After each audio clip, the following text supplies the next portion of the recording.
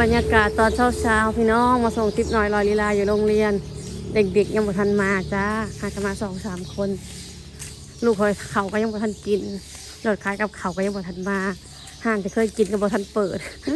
มาแต่เช้าโพดมื้อนี้ก็เลยให้ลูกเอากระเป๋าไปเมียนก่อนจังในรถขายกับเขามาจังไปซื้อเอา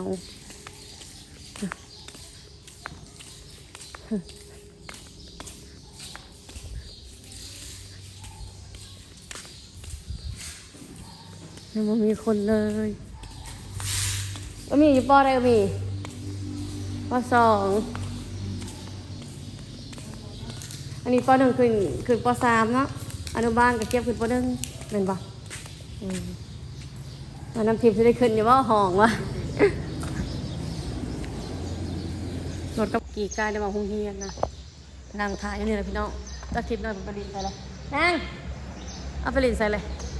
เอานมมาได้ลูกกินก่อนเอาขนมมากินตัวกับเขาจะเคยกินกันยังบ่ทันเปิดโอ้แม่ก็ใส่สโลมแต่เศร้าพอกินตามตีนไก่นั้นตะข่อยมือว่าใน2-3 คำว่ะเขาห้องน้ำเมื่อคืนโทรหาข่อยกับบ่หาบแล้วโทรศัพท์ปิดเสียงเนอะโทรศัพท์เปิดเสียงเท่าตื่นบ่ได้จังหูมือฝากพี่น้องซื้อนะ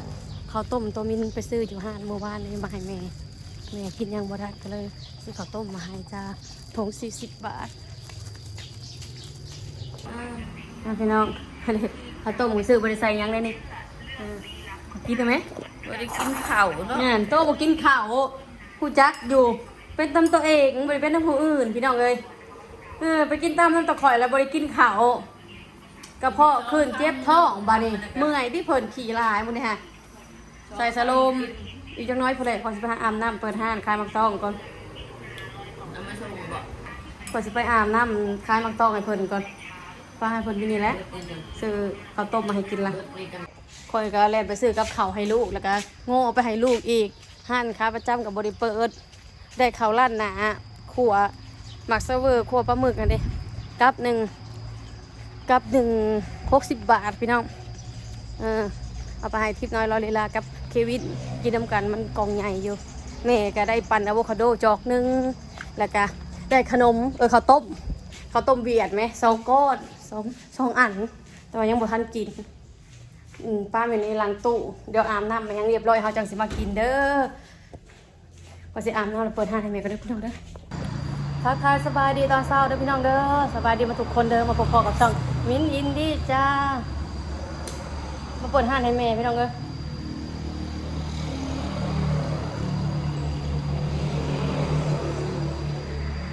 แม่ไม่สบายแม่คอยถอกท้องเพิ่นกินตำน้ำตะข่อยว่านนี่เพิ่นบ่ได้กินข้าวเพิ่นกินตำ2-3 คำเพิ่นว่าแล้วบ่กินข้าวตอนแรงบ่กินข้าวแล้วก็กระเพาะเพิ่นมาให้พยาบาลมาใส่น้ำเกลือให้แต่เช้าโทรหาเขาบ่ได้รับปะนี่เขาบ่ได้ยินเนาะพี่ตื่นเช้ามาพี่ย่างลงไปหาแม่จังเห็นว่าแม่ใส่สโลมพี่น้องก็เลยไปส่งทิพย์น้อยมาแล้วก็ซื้อข้าวต้มมาให้แม่วันนี้คอยได้สิขายให้ลำคอยนั่งเพาะฮะละเพลงมันหมานเด้อ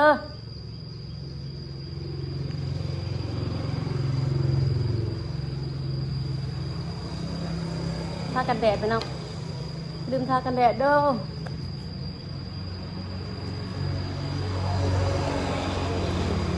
มันยังมากจังเขาหน่อย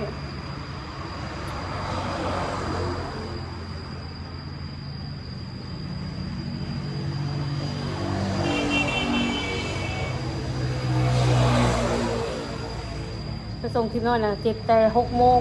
7 โมงยังกับเขาห้านกับเขาเขายังบริเปิด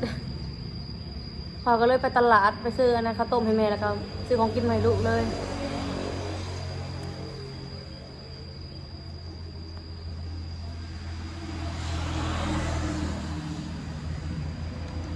วันนี้อยากได้ทากันแดดได้แล้วแต่มากลายก็ใส่ได้ ไป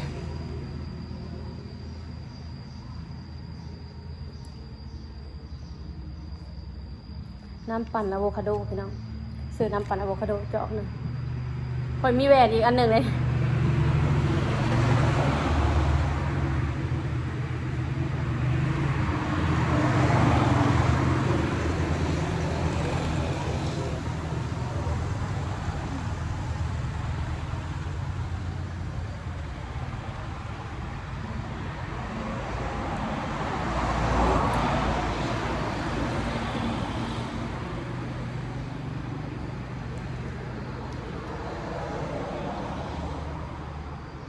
แดดเหมือนเดิม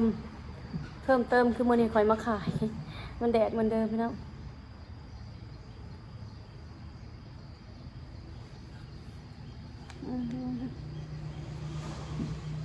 ปั่นอะโวคาโด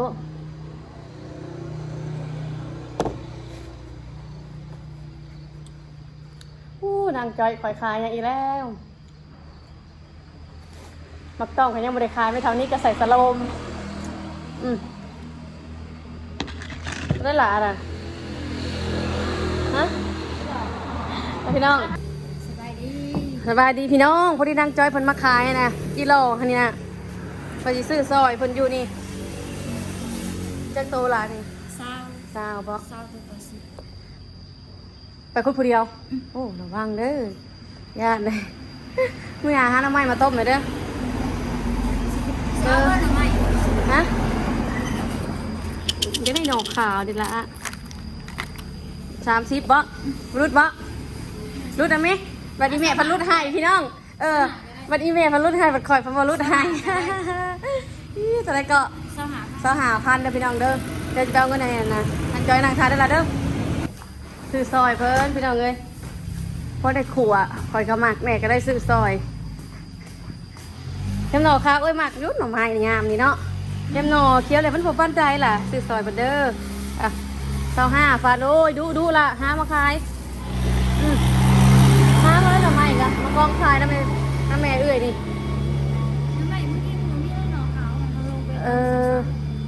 มื่อหนาไปในโซนเด้อไปถ่ายคลิปเนาะมันจะได้ลายด้วยซะบางทีF2 FC มันใจดีเด้วันนี้พี่น้องนางจอยไปแต่เช้าเลยไปคุจิโร่เนาะอาบน้ำยังบ่ทันแล้วซ้ำมาเลยได้3 กองหนึ่งเพิ่นว่าเขาก็เลยซื้อเพิ่นพลุดให้5,000พี่น้องเอามือก่อนดิแม่เมาหมดพลุดให้ลาวไปมาขายให้ข่อยซื้อพลุดหามาขายอีกละมือเดี๋ยวคนซื้อกันเขาอยากอยู่กิโลกะพูดเป็นโตมาเดิมกันเด้อมันตายเนาะตัวน้อยเนาะมึงในบักตองเขาก็ยังประทันมาส่งพี่น้องยังสำนานบักตองเรือว่านนี่ได้หาเอาน้ำแต่โทษแต่หาเอื้อยพวกอยู่เทิงพี่คิดบอกแบ่งก่อนเด้อ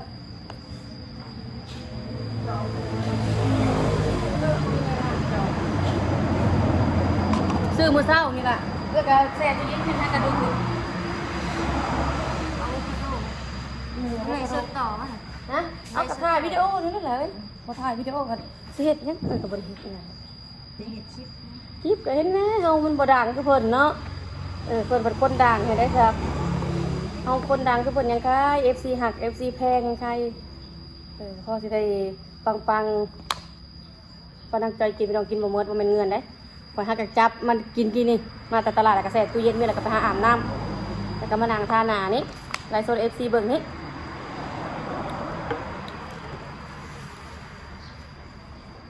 ฮ้อนทางอบผิวเด้อพี่น้องเด้อบ้านเขาบ่ได้หนาวเด้อฮ้อนแต่ว่าอบผิวจ้าอบผิวบ่แม่นหยังแดดบ้านเฮามันฮ้อน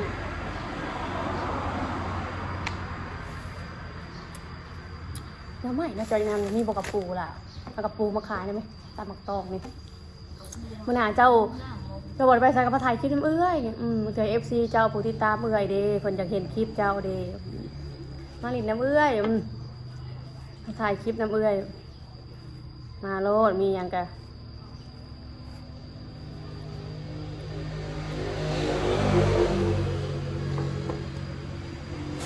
คือข้าวต้มอันนี้นะกินมั้งคนละอันพี่น้องไห้ในนั่งจอยอันหนึ่งข่อยอันหนึ่งจงเวียนกับมุ้ยไทยกินอันละ20 บาทนี่อันละ20 บาทใจเค็มปันกันกินพี่น้อง พอแต่มีหักวะ พอแต่มีพี่น้องยาแต่มันบ่มีหั่นแหละไปกับภาระนะจอยเนาะเจ้าก็เลี้ยงแม่เอ้ยก็เลี้ยงลูกทั้งลูกทั้งแม่ได้จ้ะสู้ได้พี่น้องสู้ผมมีไฟที่ซอยเขาได้ตลอดชีวิตสู้ละสู้อดทนก็เพิ่นว่านะทีมกันเลยพี่น้องมันแท้อยู่เวลาซื้อมา2 อันเขาต้มเบียร์เขาเนาะมันจะสีเก็บกระทงกูที่ไปซื้อนะเขาเปียกให้อีแม่ตัวอยากเขาต้มเลยนี่เขางามมดคืนเจ็บกระเพาะ ทั้งกระเพาะทั้งถอกท้องเลยแล้วก็เมื่อยเลยเรื่องพี่น้องยัง2 ไอ้น้องคนละอัน2 ไอ้น้องคนละอันพี่น้องมาเด้อกินข้าวต้มตอนเช้าเด้อคนละอันจ้า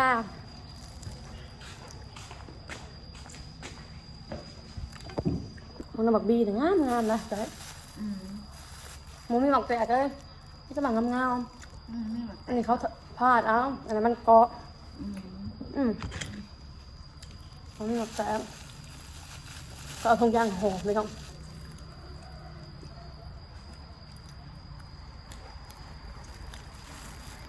มีช่องหนึ่งเอาวิดีโอไปเปรียบเทียบกับวิดีโอตามนพี่น้องคอยบ่อยากให้ไพ่มาดูดเอาคลิปคอยไปใส่ช่องอื่นเด้อบ่อยากให้แบบเอาไปเหตุแบบมันยังวะที่ว่าจังนะ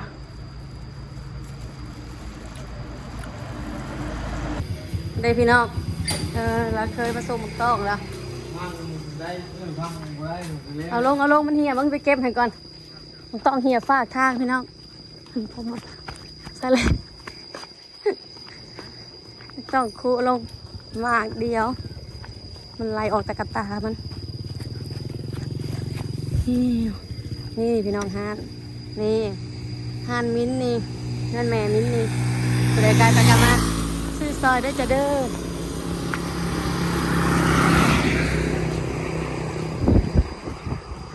ตันคาสิหายมักต้องจ้ายางกระติวผัดยางกระติวว่ะทงยางผัดเมิดมันเลยโอ้ยเป็นยางกระสือเลยพี่น้องเอ้ยหายมักต้องเด้อมักต้องกินลายแต่มันนี่ก็มาแบบจะเป็นแมงเป็นกาก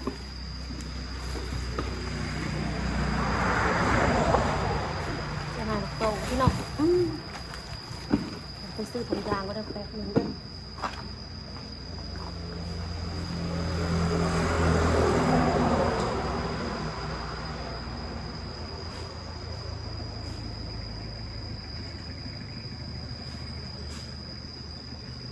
ทงยางกับน้องทงยางกับน้องไม่ได้เนี่ยทงยางซื้อทงยางก็ดื้อพี่น้องแม่ทำนาทีต่อหายลูกกระทอดให้แม่ไม่สบายจ้า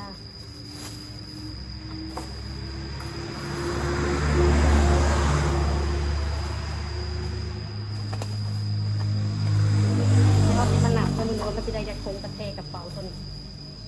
เดี๋ยวไม่จะหายไปเรื่อยๆแล้วมันหนักใหม่ๆสดๆจากต้นนะพี่น้องเด้อ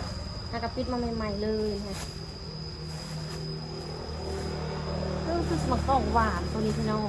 นี่หมากนี่แล้วก็จะลองกินดูก่อนมันก็เคี้ยวปนเหลืองนะพี่น้องค่ะตัวที่แซ่บก็คือตัวเคี้ยวเลยมันก็ประมาณคุกมาพวกมันเก็ดมันอะไรนู่นมันก็ได้